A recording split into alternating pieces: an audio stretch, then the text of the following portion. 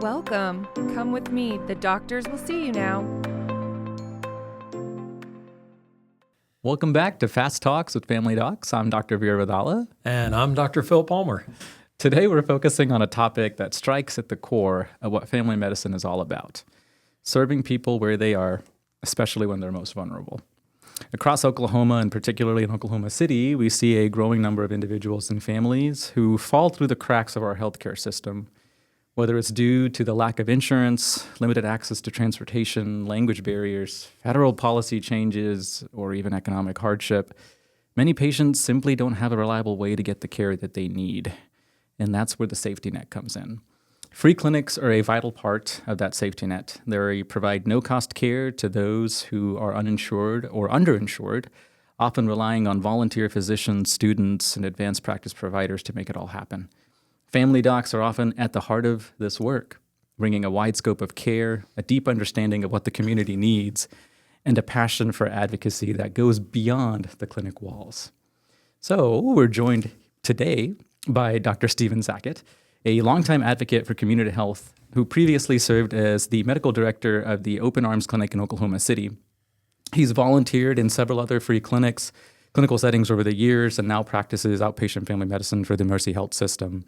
Dr. Sacket brings a wealth of experience in caring for the vulnerable communities, working with interprofessional teams, and mentoring the next generation of healthcare providers. So let's talk about what it all means to care for the underserved, the impact it has on healthcare providers, and the power of family medicine beyond the exam room. Thank you, sir, for being here. Absolutely. Glad to be here. Thanks for inviting me. Good to have you, Steve. Well, starting off, tell us how you got involved with a free clinic in the first place, and then how your role as medical director of Open Arms developed out of that. Sure. Well, it started for me actually as a pre-med student whenever I was getting involved in the free clinics, just because I was looking for an opportunity to serve, an opportunity to volunteer, getting some clinical experience. Because as a student, you're getting bombarded with all these facts and data and learning about the human body and everything, but not having that human connection. And for me, being a doctor was always about that. That's what I wanted to do. I was called to serve. And so for me to have that chance to serve, that was really important. And so I didn't really seek it out as much as it found me. Whenever I was a pre-med student, the church that I went to was starting a free clinic. And so I was a member of Bethany First Nazarene Church, and they were just starting the Reaching Our City clinic, which was around 10th and Rockwell. Okay. Terry Hall was the medical director of that clinic. Yeah. You know, Terry's a wonderful guy, had done a lot of mission work and everything, and was here in the States, and that's who they asked to start the clinic. And so I was just looking for opportunities. When I heard that came up, and I knew I was a med student, wanted to get involved, I just asked, and he put me to work. Sure. It was great getting started from the ground up. I mean, he started it in an apartment complex. It was just an apartment that they had, and it was just like rooms, and it was just a typical place. And they just set it up where like the kitchen was where they had some of the supplies and everything. They could keep some samples in there and everything. And then we would just have vital signs and limited charts, but we just got started and went after it. And that's really, I think, what fueled my fire and kind of gave me that desire to be able to do something very much like that. And he was a great mentor, Dr. Hall. And through that time that I got to spend there and kind of develop those skills that would help me whenever I hit medical school and then beyond. It was very informative and formative for me. I mean, it really helped me become the doctor I am today and fueled that desire to help the underserved. Yeah. I think I know that that's one like really great experience that going to school in Oklahoma gives you, as we have these opportunities. Like I did my medical school in Tulsa, School of Community Medicine. We had Bedlam Clinic there, and I think that really shaped why I went into family medicine myself with Dr. Witt over there. But I think for those of our audience who are not familiar, I guess, don't have that exposure, what exactly a free clinic is, would you mind explaining what that situation is like, what that setup's like, and why is there a need for one of those clinics in the first place? Well, I know when it comes to free clinics, there's just a need because there are a lot of folks that cannot afford insurance or who their employers don't provide insurance for them. And so at Open Arms Clinic, that's what a lot of ours were those folks that were just they weren't necessarily homeless, although some of them might be. Yeah. We had a few that were perhaps couch homeless, if you will, that were just kind of living from friends to friends and wherever they could go. But a lot of it was just folks that were just working hard but didn't have the ability to have any way of paying for their health services. Right. And so that was kind of where Open Arms stepped in. Backing up a bit on Open Arms, I've got to Open Arms through, at least I first heard about it through my residency, because that was part of, as our residency, working with Deaconess and Baptist as a Great Plains resident. We worked through the Olivet Baptist Clinic, and we volunteered at Open Arms, which was affiliated with Deaconess at the time. And so that was really where I first heard about them. And then in practice, whenever I joined Deaconess and was working for Deaconess, it wasn't a requirement, but it was one of those kind of things that they would kind of nudge you saying, hey, we're looking for volunteers for Open Arms. Could you help out? And so I would do that here and there. And it wasn't really until they had started to build up the clinic and got some extra funding that they really were able to start making that a full-time clinic.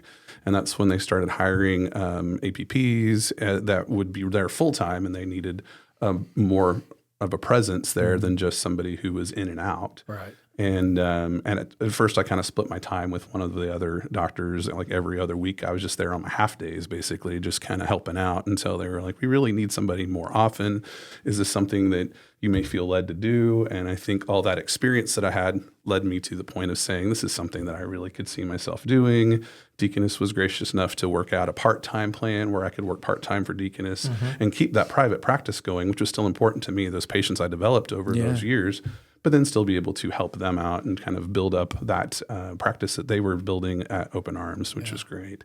But there really is a need for that. And as I got into Open Arms more and got more involved as their medical director, I could start seeing that where there were lots of other clinics around. I got to know the safety net as a whole and several of the other clinics that were involved in providing that care. And that was really exciting for me to see just what was happening, that kind of underswell of support that wasn't just ours, and that it helped me feel like we were not alone. And that there were other clinics that were doing the same thing, having a lot of the same issues, and we'd have meetings to work on how as a community we could come together for the underserved in our own ways. Because everyone practices a little differently. Free clinics are all set up a little differently depending on who's funding them and where they're getting those resources from. And that sometimes will make a difference in who we can reach out to. And that right there, a lot of that was new to me, but it was a whole new world that I kind of just jumped into. And it was really fulfilling to me to have that time to be able to provide that care. So are they privately funded, like church groups and private donations? Are there any that get some government funding to help kind of do this? And it may be a mix of everything. What was kind of your experience where you've worked? So it really just depended on the situation. Every clinic was a little bit different in terms of, and a lot of it came with how they came into being. I mean, ours was a mission of the Butterfield Family Foundation, who owned Deaconess at the time. And so that's really where Open Arms came from. We have a lot of affiliations with Crossings Clinic, which is a church-based clinic, and they have all of their funding pretty much through Crossings, which is able to fund a clinic because of a church that size. And so they've had those. You also have the FQHCs, the federally qualified health centers, that do provide a lot of care too, and those are folks that have been able to get that qualification to get the federal funding. So those are clinics like maybe Mary Mahoney, Variety Care. I know at the time, at least they were FQHCs. I'm not sure what their status is these days. But I think Variety Care still have QHC, I believe. I think so. I believe so.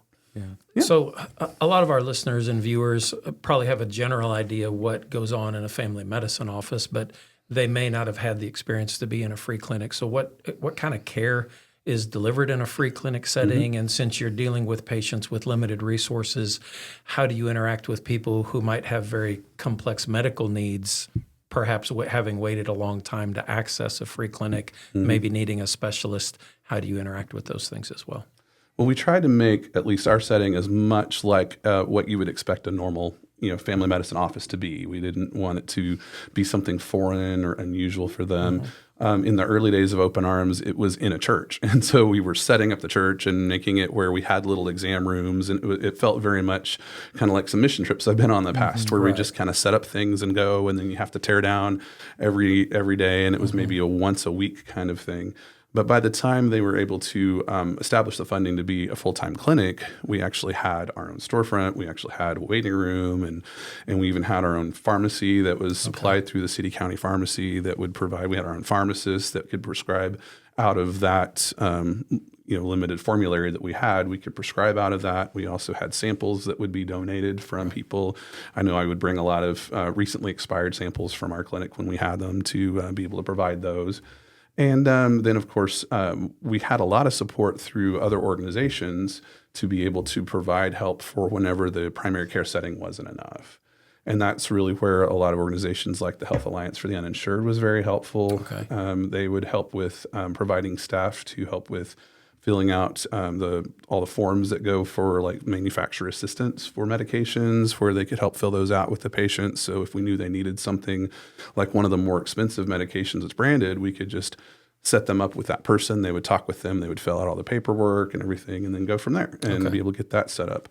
They also had a network of providers, specialists that had agreed to give of their time and donate pro bono time so that we could send referrals to the Health Alliance for the Uninsured for things like a urologist for kidney stones or surgeons for limited things. And they could work things out then with whatever hospital they were affiliated with. Right. Deaconess also, I know, donated a lot of like OR time and things like that for those of us, at least specifically in our clinic. And I think some of the other clinics that are affiliated, like with Mercy's Good Samaritan Clinic, I know they have similar arrangements. Yeah. And so that was where we were able to get a lot of those resources where we didn't. And sometimes it was just me as a medical director hitting up guys I knew that said, hey, can you see this patient, if we didn't have a resource or they were needing something urgently and the Health Alliance didn't have anyone for them right away.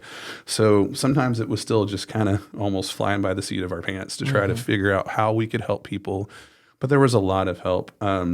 Diagnostic Labs of Oklahoma was a great partner in terms of providing a lot of labs. Yeah. And I know they did that. They do it for a lot of the free clinics and safety net clinics. It wasn't just Open Arms, but I know that was a huge resource for us to be able to send them to DLO to be able to get the labs for just a lot of the main things that we needed, the usual stuff like A1Cs for diabetics, lipid panels, all that stuff that's just critical to what we as a family doctor need to be able to take care of folks. Yeah. So there's a lot of those resources that it took some work to do. And obviously working all of that in was part of what we did.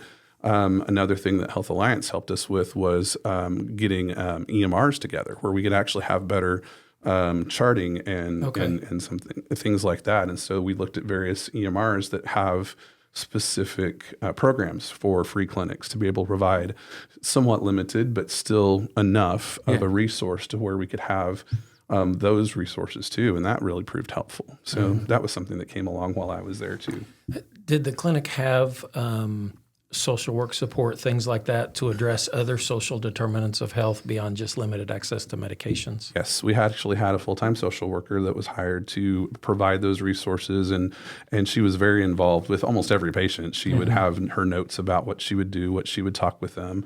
And of course, with it being Butterfield and being Deaconess, we also would have chaplains that would come in and would be able to provide spiritual support also, which was very important for our clinic to have that. And that was also a boon for me as somebody who is a believer to be able to provide, those supports for people, to be able to pray with patients, which is something that's always been a big part of my practice personally. Yeah. Yeah. And so having that support was crucial. And you mentioned safety net a couple of times, and you may not know the answer to this question, and that's okay, but how extensive is that safety net across the metro? I mean, it's a big metro. Off the top of my head, I can think of probably 6 free clinics, but I probably only know a partial number of them.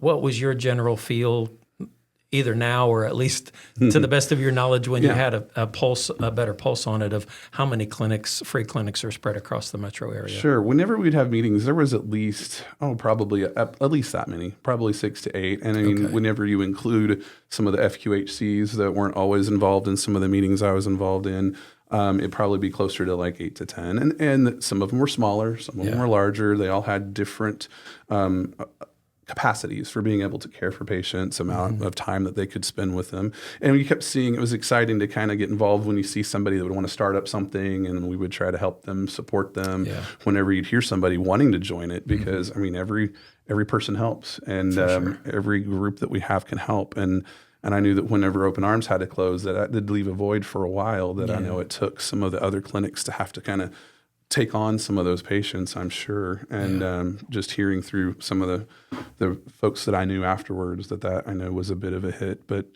it's just trying to take care of those folks as best we can, and doing that with whatever resources that we have, big or small. Yeah. It's just really nice to know that there was a support system where you could go ask questions. You know, if you're a medical director and had a question, you had a support system where you could go ask another clinic's medical director and come up with a solution. And I didn't even know that there was this network in place, right? Right. Yeah, and we'd love to hear more about this. We're going to actually take a break here. Sure. And viewers, listeners, thanks for joining us at Fast Talks with Family Docs, and we'll see you next time. Thank you for joining us today. The doctors would like to see you back for another check-in. Please choose to follow our podcast, and you will automatically be notified when it's time for your next appointment.